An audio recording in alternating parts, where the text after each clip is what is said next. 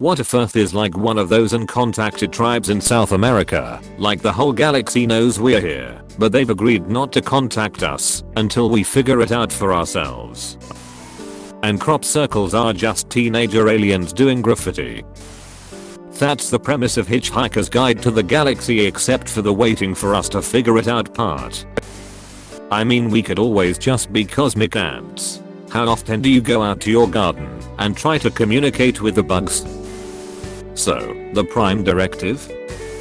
What if aliens showed up here millions of years ago, saw a planet inhabited by enormous lizard monsters, and said FCK that, don't come back to this place? They probably treat us like animals on National Geographic.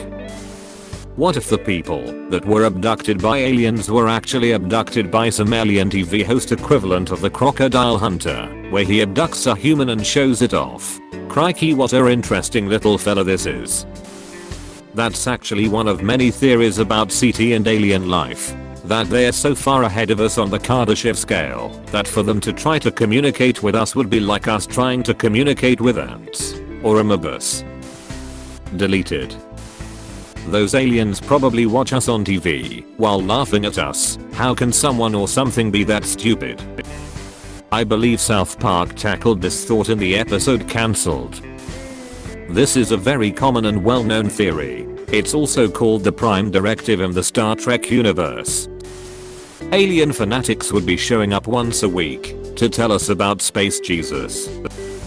They are probably watching us through streaming services and spending $$ to secretly send help to the countries they favor. The galaxies are likely pulling each other's hair debating on where they think we will head to.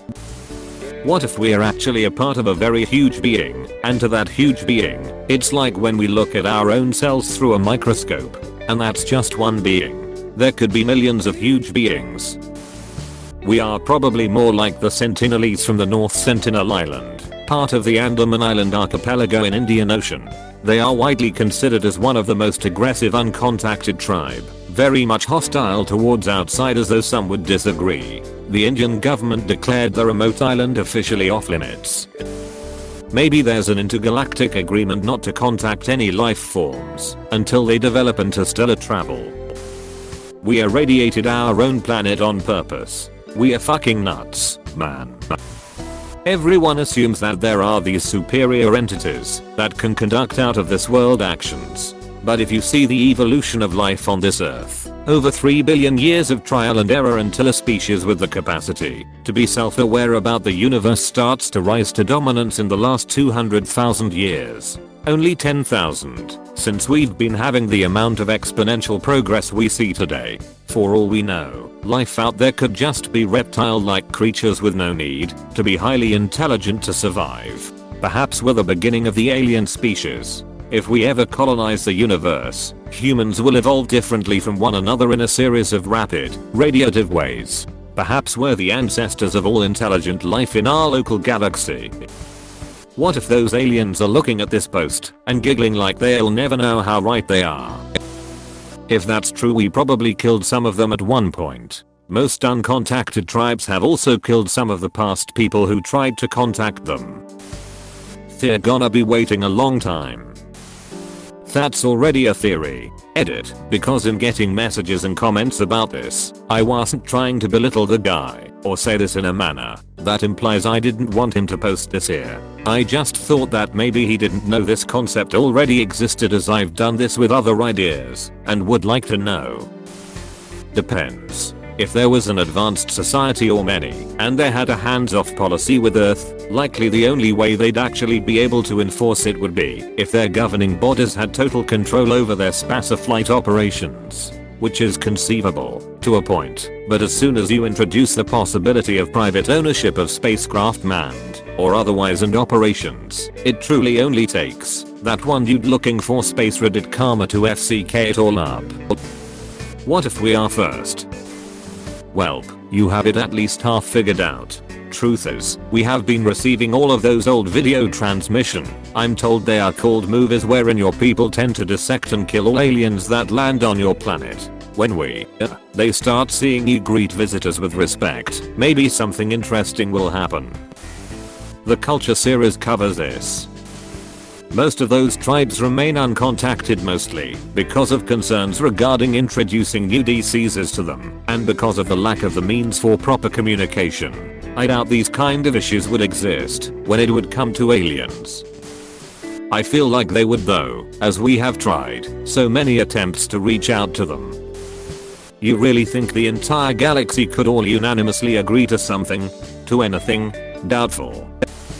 What if we're more like an anthill in the middle of the Amazon? Or even worse, like a bacterium on Earth? There are 5x10, 30 bacteria. Space is practically infinite, light is a hard limit, and even if you find ways to get out there at a comfortable speed, spacefaring cultures will spark, bloom, ebb, and die in the time you travel an infinitesimally small fraction of the distance from us, or RC light speed limit avoiding exit to them, and they'll never cross paths. Individual ants placed at random points in the Sahara. What are the odds they will meet before they die? Then we probably will be contacted first by the extremist aliens who will give us the hard sell that their belief system is the best and that all we believe is a lie, and we will do something violent in response. etc. etc. Eventually we all end up enslaved or die of an illness our immune systems cannot handle. I like to think there's the alien equivalent of David Attenborough who does the same thing to us as we do to other animals. Deleted. Read the 3-Body Problem trilogy, then be glad they haven't contacted us yet. TLDR, anyone out there capable of understanding that we are here ought to be smart enough to know that we are also potentially dangerous to them, so they're better off killing us rather than contacting us. And vice versa, except no, we are humans, so let's just tell everyone, hey guys, here we are. There is the former leader of Israel's space program who said that. He also said that the US and Israel have a base with aliens on Mars, and they said we are not allowed to know yet. I think we are more like the folk out on the Sentinel Islands. They know we are here, but every time someone tries to talk to us, we take potshots at them. So the whole planet is officially off limits. Be smart not to contact us. We ruin everything we touch. Edit. Guess I need to clarify the 2 statements I made are opinion. Well, yeah, this was already discovered, don't you remember? We were banned from the Federation of Planets because we tried to kill Babafat's McGeezak and hid all of the stolen space cash from the space cops, so now we're barred from any future alien contact. Ha, look at those idiots in the Milky Way.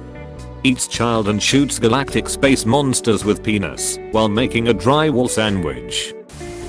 One of the greatest flukes in evolution is when one cell ate another cell but didn't digest it. This allowed the one inside to focus entirely on creating energy, allowing the main cell to focus on other things.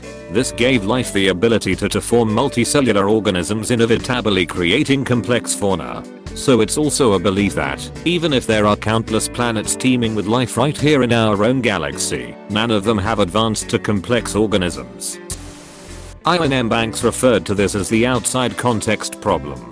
You're an island civilization that's lived on that island alone for thousands of years, and your tiny achievements seem like monumental history. You've sent out canoes a few days sailing to see if there are other islands, but they found nothing. So the priesthood concluded the island is a world and your 15,000 people are humankind. Then a boat 10 times taller than your tallest building crests the horizon. People in shiny metal armor hop onto your shores, and suddenly everything means nothing.